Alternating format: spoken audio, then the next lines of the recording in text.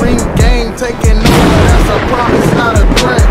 Uppercut season off top, you stop breathing. Hell yeah! Oh, you already know that what we gotta talk about next, then. Yeah, so I mean that's actually a perfect segue. You know, that's a perfect segue. I know what I'm doing. So now, so unfortunately, we got the unfortunate news today that I can call her a legendary rapper, not just female rapper, legendary rapper of the infamous group 3 6 Mafia, passed away yesterday. Of course, I'm talking about Gangsta Boo. And talk about, it was incredibly random, as like, you know, like maybe 6 or 7 hours before, like she was on video and everything. She put up a video and everything of her, you know, seemingly, you know, fine and everything like that. Left messages on Dash Dillinger from the Dog Pound phone. Yeah, real positive spirits and just happy. So it's sad, yo. Yeah, because you know, because I know in like the later years, she's been doing a lot of collabos and stuff like that, and you know, and just pretty much doing her own thing. Cause she embraced the new and the legends like herself too, man. Yeah, like, you know, Glorilla, Lotto, and all of them. You know, she was on all that stuff. You know, so it was just sad just to see, like, damn, on New Year's too. Like, what the fuck is going on? You know, it was just so wild. But before we actually go into probably what happened, I know LB, because I know you're probably the biggest 3 6 Mafia fan out of all of us. Although all of us were fans, but you know, tell me how you felt when you heard that news. Oh man, I felt bad because the day I had, like, it was a busy day yesterday, and it's like I didn't get to look at my phone until like maybe 5 or 6, and then that's when I seen it. Like, oh shit! I don't know. It's just sad because I literally listen to a lot of 3 6 Mafia like on a weekly basis, and just I feel like half the group is dead. I wonder how Juicy and DJ Paul feel. Like, yeah, I think that they get nervous when they hear these deaths because these only the last 3 left, really. And then that and Crunchy Black, those are the only ones left. Yeah, and Crunchy Black be getting in all the close calls with shit too. Yeah, Crunchy got 9 lives. Like, that's it. Yeah, he definitely got 9 lives. Because just on the outside look, you would think, well, damn, Crunchy would have been something would have happened, but thank God something hasn't. Like, my goodness, like, because the real talk, like, there's only one group more influential, more bigger than 3 6 Mafia, and that's Wu-Tang Clan. If we're talking about hip hop, like, overall, like, you could bring up NWA, but they're just too short lived. I mean, it was short, but in that short time span, damn, like, but I get it. It was impactful. I get it, but like, I really can't. After Wu-Tang Clan and NWA, I don't think there's a more impactful group than 3 6 Mafia. Especially because, like, if you really want to go there, 3 6 has like 2 different runs, so it's like, and both were really dope. So like, yeah, like the 90s run and the whole Oscar, the 2000s run and the whole Oscar run, right? So yeah, like, you really can't say. And me, if I was to rank them, I probably would put them as number 2 and maybe NWA 3. But I wouldn't argue or disagree with anyone, you know, that has them as number 3. But they're legit top 3. Like, I know people could say guys like, you know, Mobb Deep and Dog Pound and, you know, Tribe Called Quest, they're more lyrical, or they had more of this, that, and yeah, I get it. I mean, there's more than that. I mean, I can go to the 80s examples like Run DMC and Houdini. And I get it, but they just been too impactful, and just the quality has just been there as a group and a collective for just too long to not be held at that high regard. Like, if they're not top 5, and personally they top 3, but if they're not top 5, I don't know how I don't know how people are really evaluating groups there. Oh no, for me, I would just say they would definitely be top 5 because, and I have this thing, and maybe this is just me personally. I'm a stickler for this. I separate groups and duos. Like I don't put Mobb Deep and 3 6 Mafia in the same bracket because one is a group full of a bunch of people and one is 2 people. I'm a stickler for that. I put duos separate, but that's just me. I would definitely put in the groups. Without duos, 3 6 Mafia is definitely top 5. Yeah, no, I can respect that. I can agree with that. Because duos is a different dynamic. Very different dynamic than a whole group of people. And a lot of people, they don't want to differentiate, but even when I add duos, they still top 5. Because this is the thing, like, it's not a run of motherfuckers damn trying to be outcasts. There's not a run. It's not a whole run of motherfuckers trying to be damn the Locks and damn Mobb Deep, nigga. Like, yeah, you think of the ASAP Mob, you know, like I mean, they definitely, I personally, you know, that 3 6 because the influence counts a lot as well. Because if it doesn't, then y'all got to take away the NWA shit. So you see this, like, it has to be a balanced look at it. Like at the end of the day, like, duos, groups, all of that shit, like 3 6 Mafia is one of the top 10 all around best hip hop groups, influential, all of that shit. Like, oh, definitely, literally, no doubt about that. Like, you know how many hip hop groups there's been in history? Like, yeah, you know, like, they got to be top 10, or you just really you have a southern bias or something. If you don't have them, yeah, like even with like honestly, they top 3, top 5 at the very. If you one of these sticklers and you're gonna be like, well, you know, Kumo D and what's Grandmaster Flash. Grandmaster Flash had a good run. They had a good group. If you wanted them, then they still top 10. For the juicers and shit. Because the only motherfuckers that above that rank higher that are still active and still have their stature is Wu-Tang. So it's like, so how can you like put all these other motherfuckers and they not even on Wu-Tang level and you putting them above 3 6? Yeah, you can't do that. So that's why I'm fighting so hard for this, because it's like I want motherfuckers to truly respect them as one of the best groups, and Gangsta Boo is the queen of Memphis. She literally held it down for fucking female rap for a long ass time. She's literally a queen of the South. I mean, you know, on a short list, she's definitely a queen of the South. She didn't get a lot of the accolades like Mia X got. I was just gonna say she was kind of she wasn't held in that regard like Mia X was. Well, we have to tell the truth. Mia X was a better spitter and a better. Yes, she was. No, yes, but I'm just saying. I just had to throw that out there. How differently they were looked at, but they were both very dope. I like both of them. And I definitely like Gangsta Boo.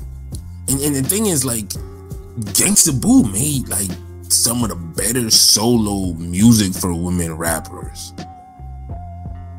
I mean, shit, I still remember when I used to see that, when I heard that fucking Where Them Dollars At song. Because that shit came out of fucking nowhere when I heard that shit. It didn't actually have a video.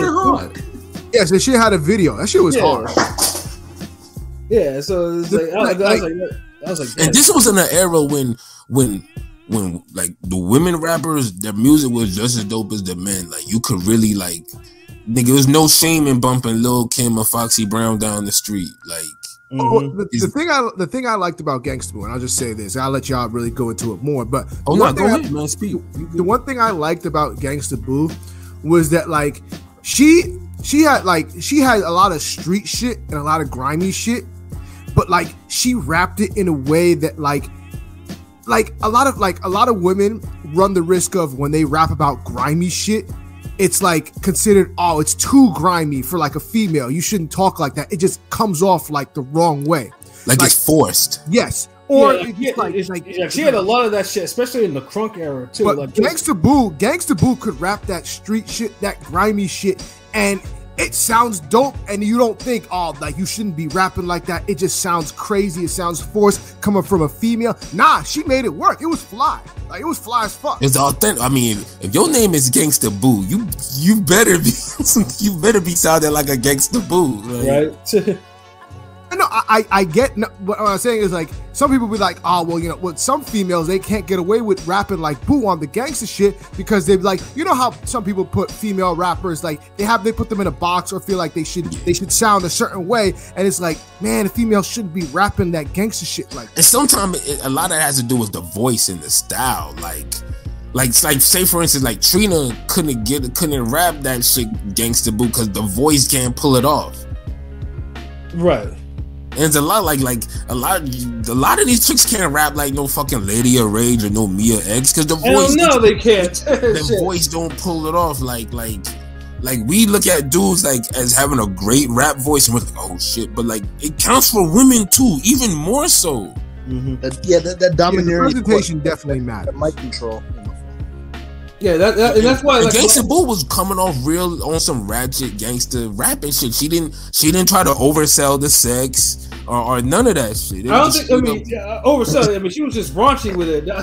Shit, yeah, I saw like what Raw Digga was shouting out saying a favorite rapper. I could see she's a direct influence of Raw Digga type of rap, And Raw Digga was a dope MC. Raw Digga is one of my favorite female MCs. Raw Digga had a dope ass voice and a gutter style. Like Raw Digga was just like a lyrical Gangsta Boo, like real shit. Like shit. Dirty Harriet's one of my favorite albums to listen to. That shit was hard. Like tight. Like yo, Raw Digga was spitting. Like fuck that. Like that's why I said like yo, we gonna do the.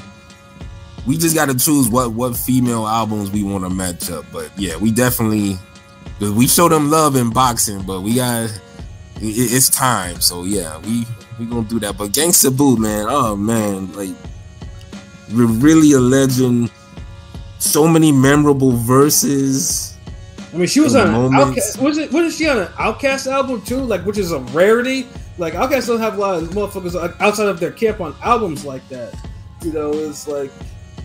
Yeah, I mean, she had her respect, So like, it was just a damn shame too, and it's also a damn. I mean, at least Outkast had her on the Stankonia album. I'll call it before I come. Yeah, that's what I was like. I know, I remember. Like, it's like she was on. I was like, damn, she was. I was like, damn, she was on that. And unfortunately, it was sad though that I think Money was the issue, the reason why she left 3-6 Mafia, but at least I heard that they patched it. They did patch things up before she passed away. And there was always issues with that, and mostly it was her and Juicy J.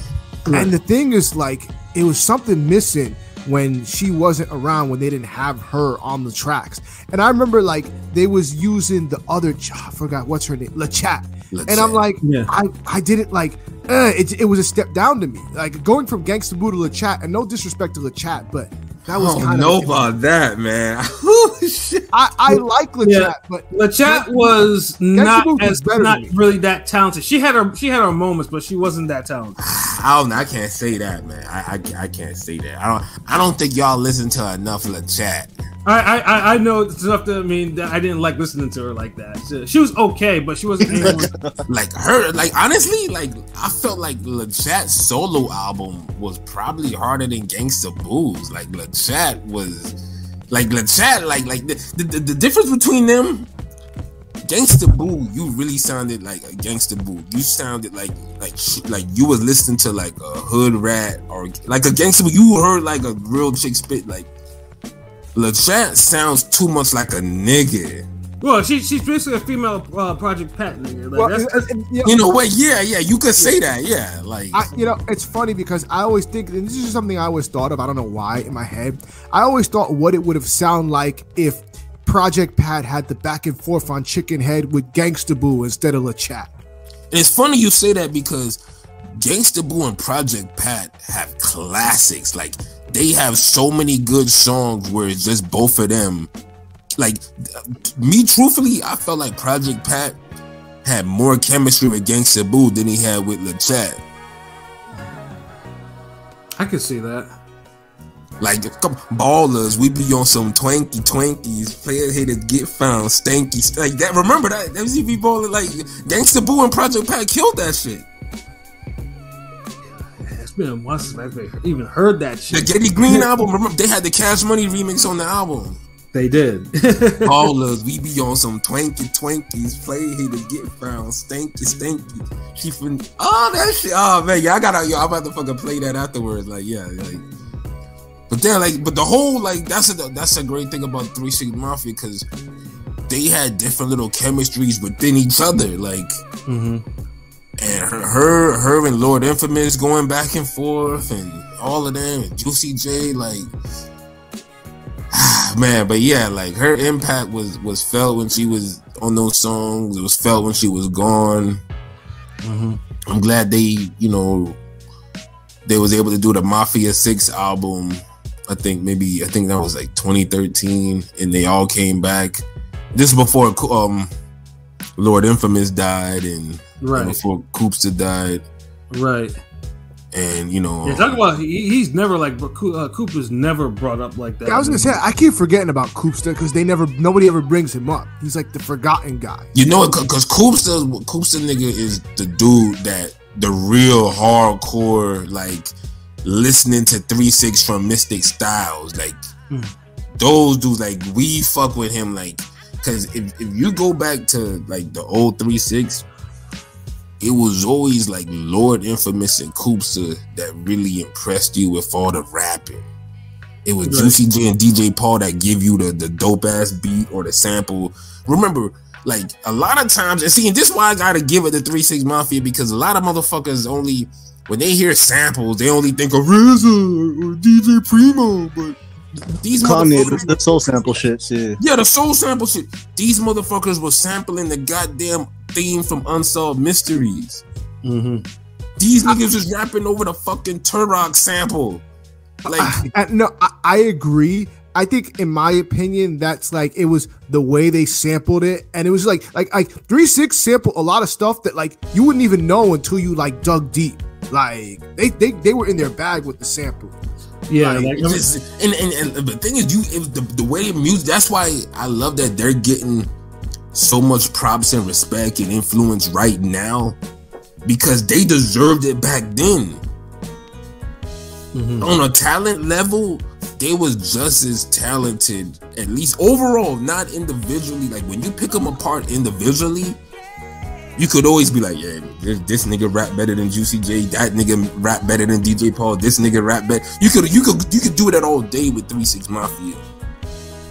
But for some reason, as a group, the totality of all of them, it just for some reason was just better than a lot of other groups.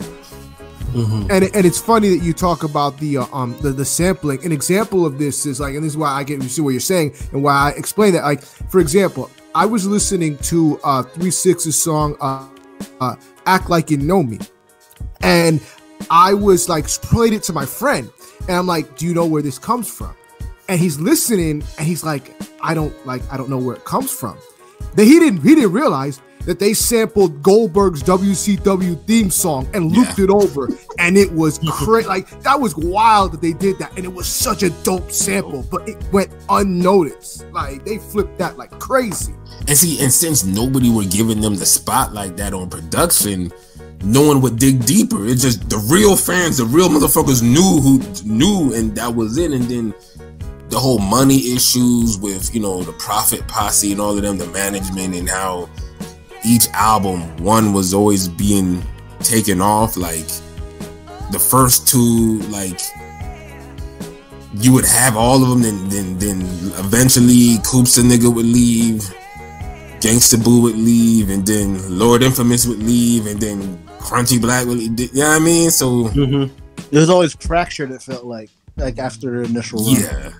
But they would always come back. Got them all together, you got beautiful music, man. I mean, the funny thing is that like DJ Paul and Juicy J themselves fell out over money issues, and right now like they do business, but they don't really speak to like a lot because of the whole like issues that they had together with money. Like that's crazy. Like money's always and even the best groups, it's sad too, and that's basically what.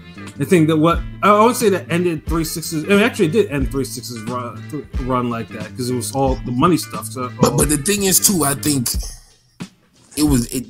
it's like their run actually ran out though. Like they reached their pinnacle at that, like when they stopped and they disbanded, they truly reached the highest level I think they was gonna ever reach as a group.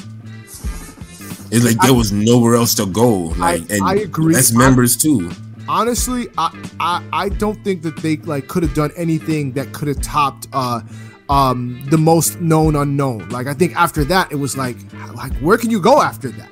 Like and that's true as well. Like you saw, like if you go from each album, they had like one of the craziest progressions from project to project. Like they had the whole dark horror gothic rap and production with the killer bass lines and the samples, and then they kind of lightened it up a little but still kept it aggressive and dark, and it made it a little, each album they made more mainstream, but then even Most Unknown still has its dark elements though.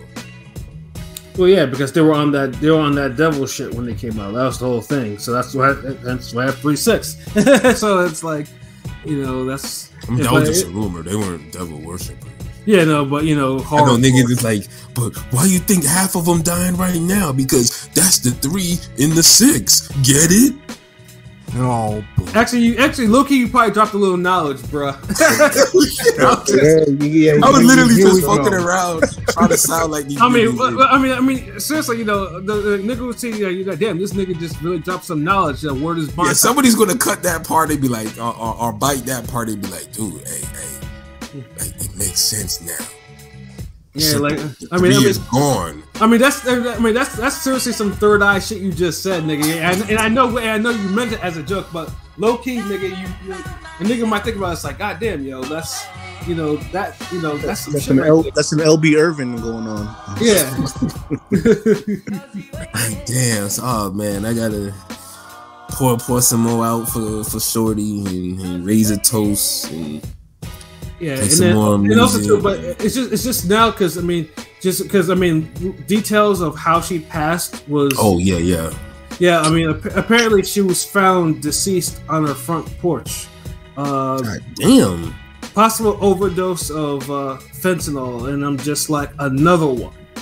You know, and looks it's I mean, like I said, I mean, we all know. I mean, everyone has their vices and stuff like that, and yeah, Gangsta Boo. I think there were always rumors about shit like that. So I remember, wasn't she on that couple show too with the white husband and everything, and he was like a tweaker or some shit like that, something like that.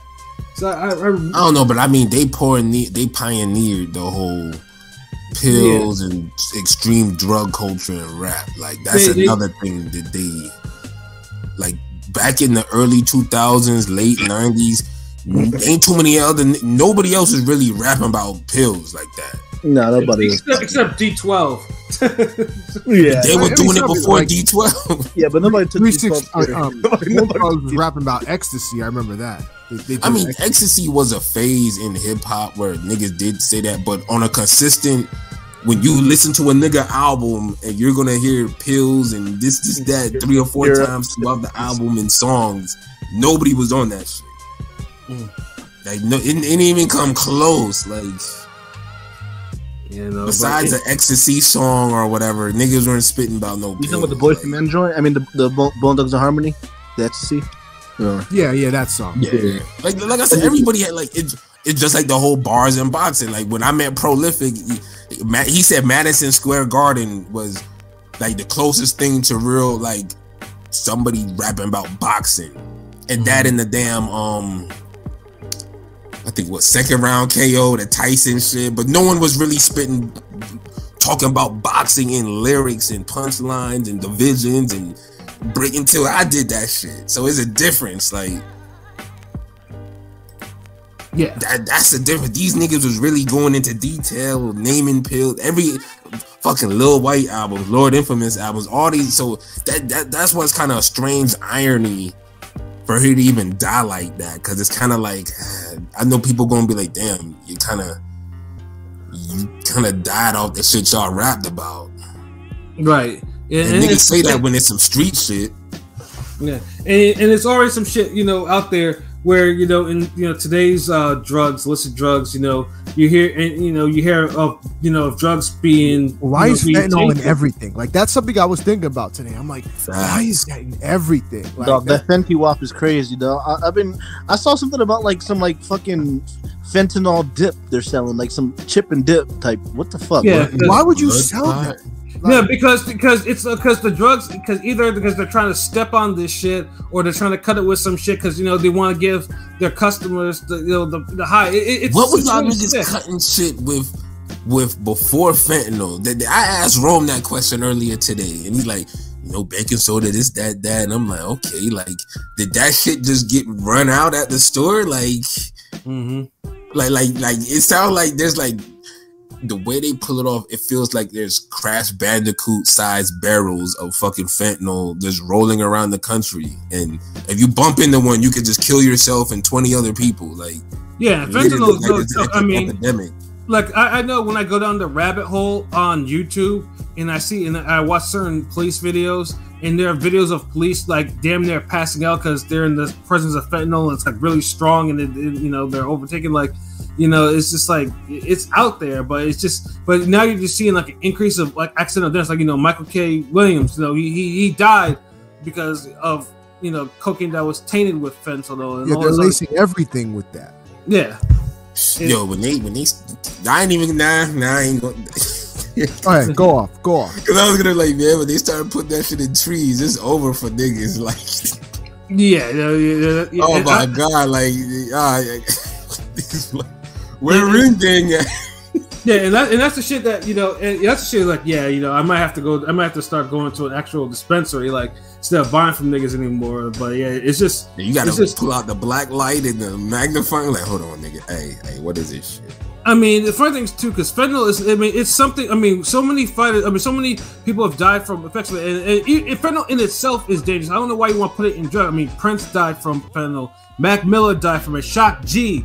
Like all these cats. Damn, so hold on, wait, like fentanyl really be busting this gun then? Yes, and I don't know why anybody would sell anything laced with it. Like, how are you like? Honestly, what is the positive shit with fentanyl? That's what I want to know. Why does it most exist? people don't know. It's mainly like mixed in the coke or stepped on some shit, whatever, Hold on, so it's literally its whole existence is just to be put in coke. And other drugs, Molly and type, just like pill. Actually, no. I read they put them in Adderalls and shit now. So, kids studying with Adderall, bro, and then people are putting in Adderall. Fentanyl, really, the fentanyl was like. Really, it was developed really for pain management for like cancer patients. They would like if you had skin cancer, they would give you the opioids with the fentanyl to like use it as treatment because it's very strong. But either that or it's used as anesthesia, like with a mixture of the other drugs. So that's what it's. I mean, it's not like a legal drug; it's medical use, but people just abuse this shit or somehow get this shit. Don't even seem like people abuse it. It just seemed like one drop hits your coke blunt or whatever. The problem is when you're cutting up the fentanyl.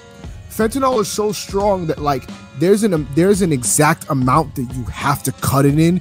That like if you put too much, it goes from really strong to really deadly, and most people don't know like that line of like cutting too much and putting too much. Wait. So this is some Simpsons puffer fish type of shit where like if you don't cut the motherfucker exactly in the middle and this is essentially yes. God damn. So you know what? That's another pro. Okay, you know what? I'm glad you mentioned that because I think the bigger problem is that the overall level of education across the country when it comes to measurements and just being on point with shit had just plummeted, because I can't remember ever there being an epidemic of something that just added into drugs is more powerful than the actual drug overdose that you would get with a drug alone. Right. Like, so like did school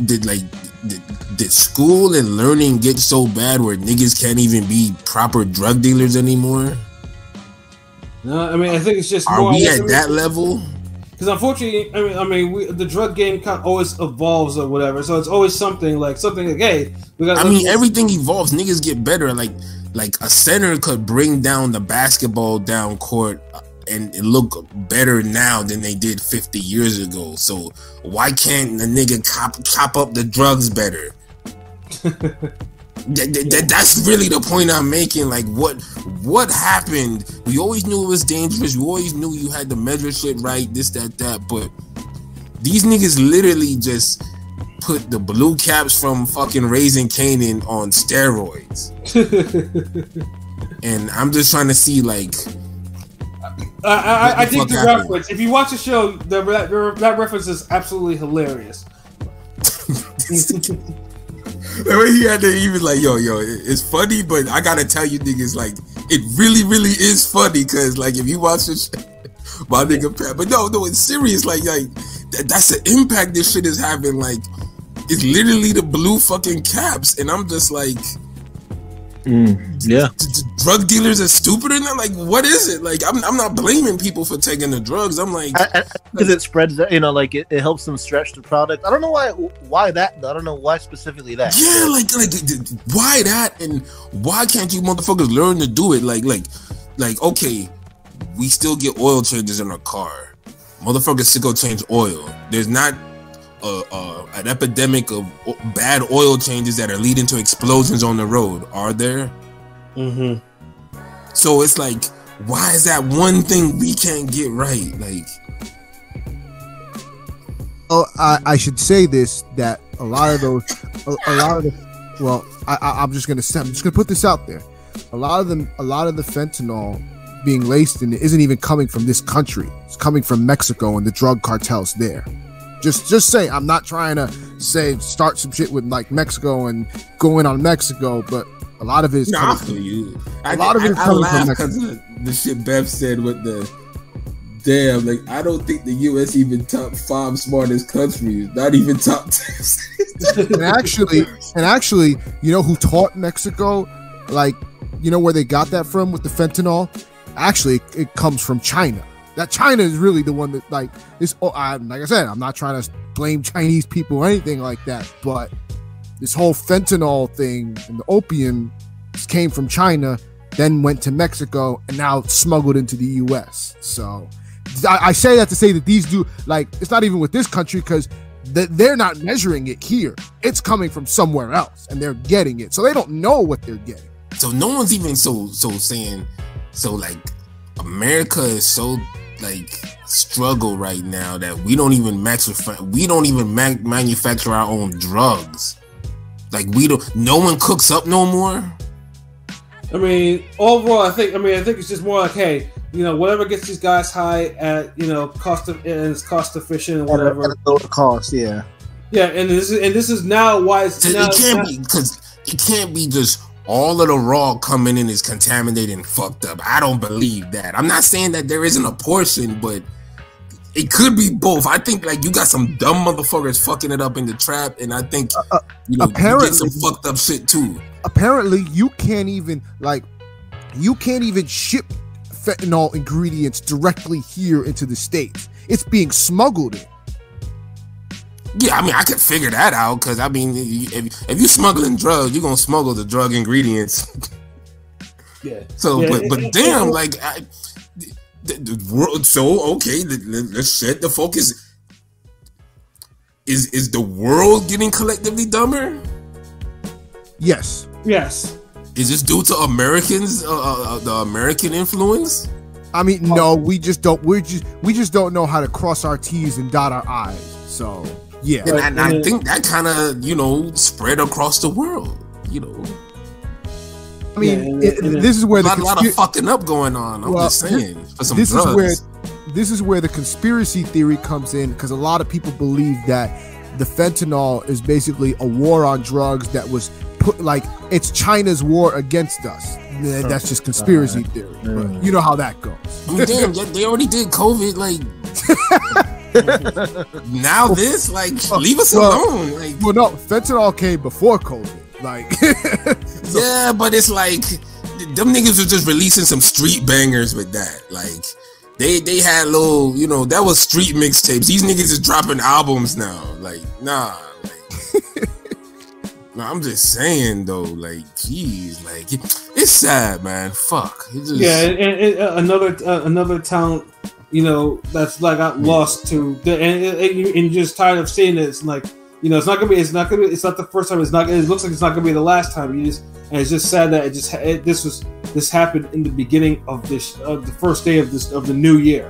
And to think we saw her not too long ago on the Versus with 3-6. Yeah, like really appreciate that Versus now, man. And yeah, this is a DMX Snoop one, you know, like DMX got his flowers moment with the Snoop Dogg Versus. Yes, exactly. Like, where the dollars at? Oh, she had a little moment when she went in on Busy Bone, but Busy kind of deserved it. Yeah, I ain't gonna like that shit was so fucking Gangsta Boo was Gangsta Boo fucking all the way to the very end, man. This phenomenal rapper, just dope albums, great features, commanding voice, just the energy, just seemed like a good person. I'm sad for all the family members and friends and close people who she's touched with her music and just everything else. And this is wow. This wow. I don't know what made me more sad when like when rappers die over like violence or like the drugs. Because the way it is in life is like both could get anybody now. So it's right. Yeah, fentanyl ain't got no names on it. Bullets ain't got no names on it. Yeah, you know, it's the same. So yeah, definitely like rest in peace, Gangsta Boo, man. And at least I hope that the remaining members of 3-6, you know, they do. I mean, I know they've had their own little tributes and everything like that, you know. But maybe they might bless us with at least maybe they have some unreleased vocals or some shit for whatever next project that they might end up doing or whatever. I think it's the contract they got with Sony. I think really fucked them up with the certain group projects. I think that's why Juicy J really wasn't on the Mafia 6 album, but he was on the intro, the first song. You know, because they did bring him. It's like they had it's like a 9-minute song, but they kill it. Like, but yeah, like definitely like if you're a 3-6 Mafia fan, like you know about that project already. I know DJ Paul still out there making music, and Juicy J, like it lives on. You know, it's sad, man. Like, absolutely. Damn, I keep saying it's sad because I'm really thinking about it now, and just all the jokes and all the shit talking is done. We wrapping it up, and it just is really settling in my heart, and I'm just disappointed. Yeah, man. Very much so. But yeah, like I said, hopefully as 2023 progresses, we don't hopefully we don't hear any more fentanyl related incidents, and like I said, rest in peace, Gangsta Boo, so I think that is probably it for our show for tonight. People give some final thoughts. So, Pilot, your final thought? Rest in peace to a Queen of the South, Gangsta Boo. Rest in peace to everybody that lost somebody recently over, last year, what may have you. Hope everybody has a, brand new, great year. Thank you for fucking with us. We're going to grow, pause, and we're going to, bring you all along the journey. That's all I got. Yes, sir. AOP, what about you? Rest in peace to Gangsta Boo, legendary female rapper, great rapper, part of a legendary group. You know what I'm saying? She definitely made an impact. She will be missed.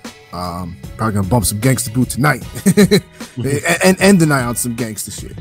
But also, rest in peace to Fred White, who was the drummer for Earth, Wind, and Fire. And Earth, Wind, and Fire is another legendary group. Oh, so, That was R.I.P. Yeah, it's very, very sad. You know what I'm saying? I'm a young dude, but I love the classics. I like the old, and I'm a fan of Earth, Wind, and Fire. So Boogie Wonderland. I love Earth, Wind, and Fire. Shit, classics. Classics. I think now joining. I think it's his brother Maurice White in the Pearly Gates. Yeah.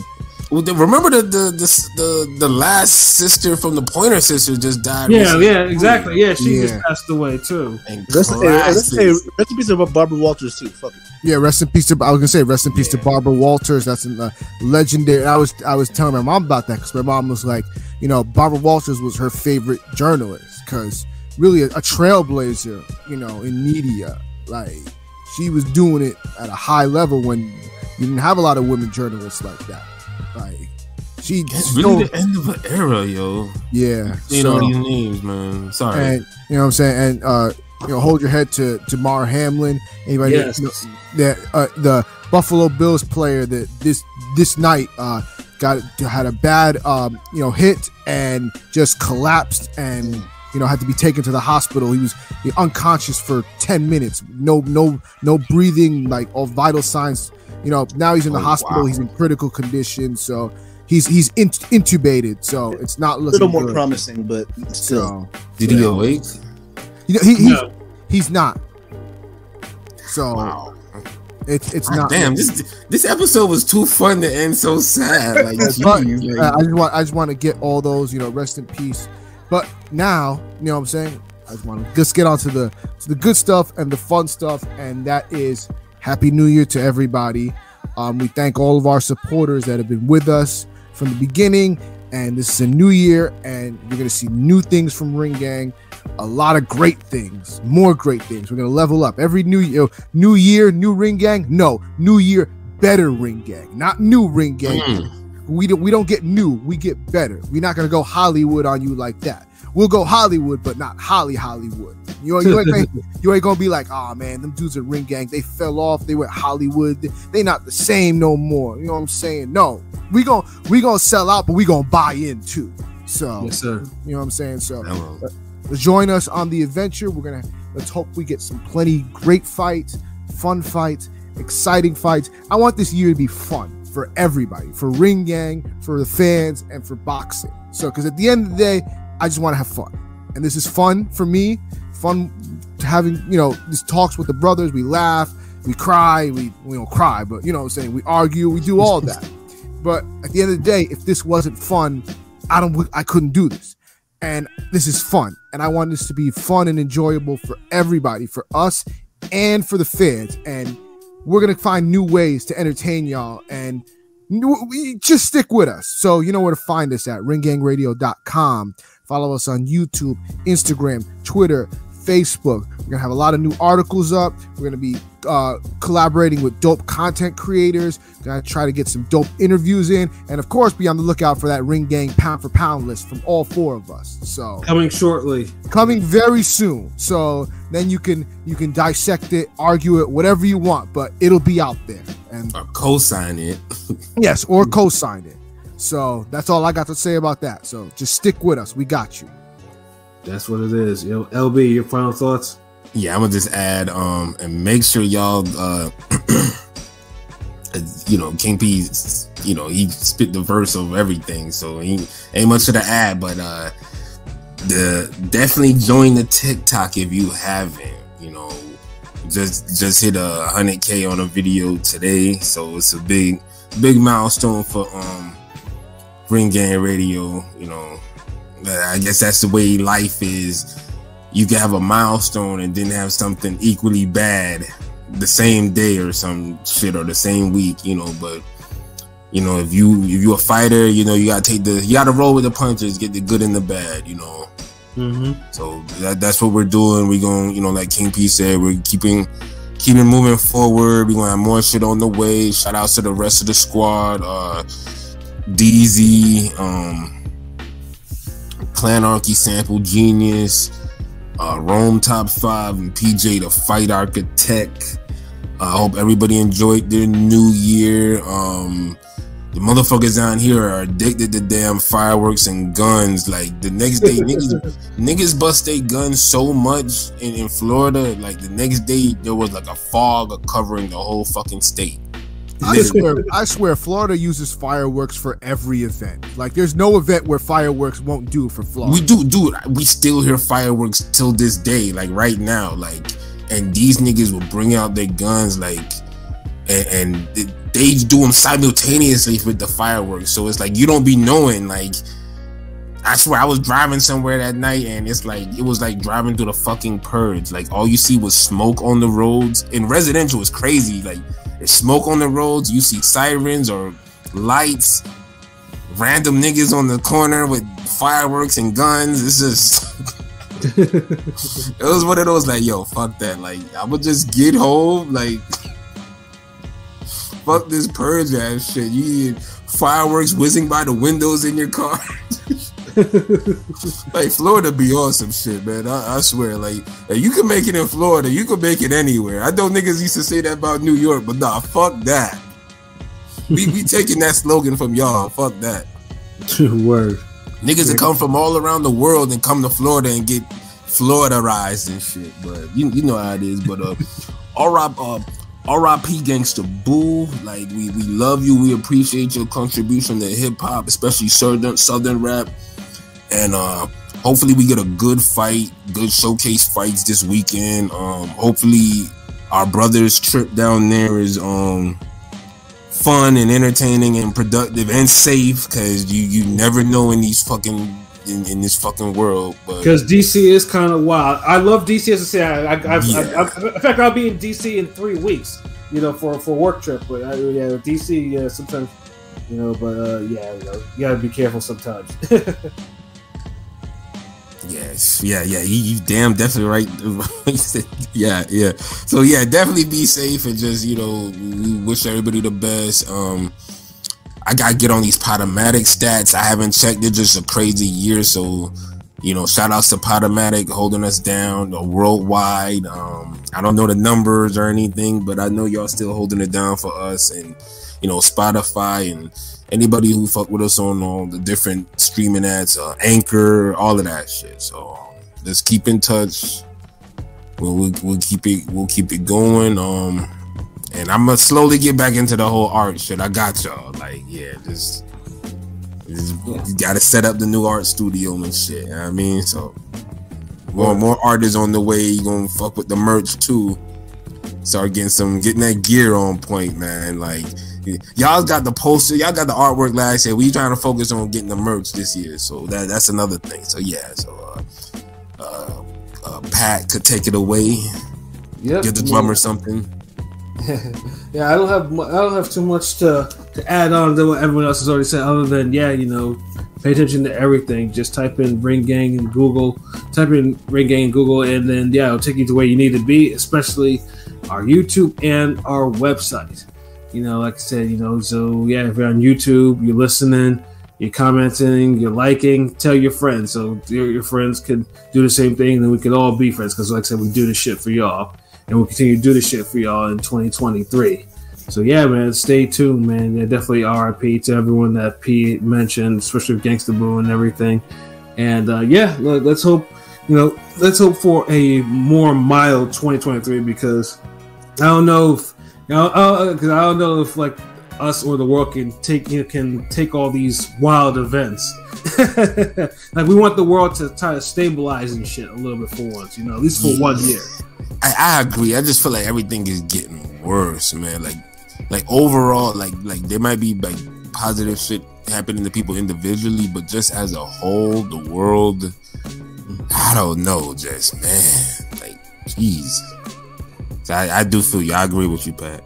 Yeah, for real. So for myself, Pat Scorpio, the New England representative, for LB Shuttleworth, the God, the GOAT artist, for King P, Bodega P, and for Conscious Pilot, this has been another wonderful episode of Real Talk, where, as always, if shit's real, we talk about it. So until next time, peace. Happy New Year.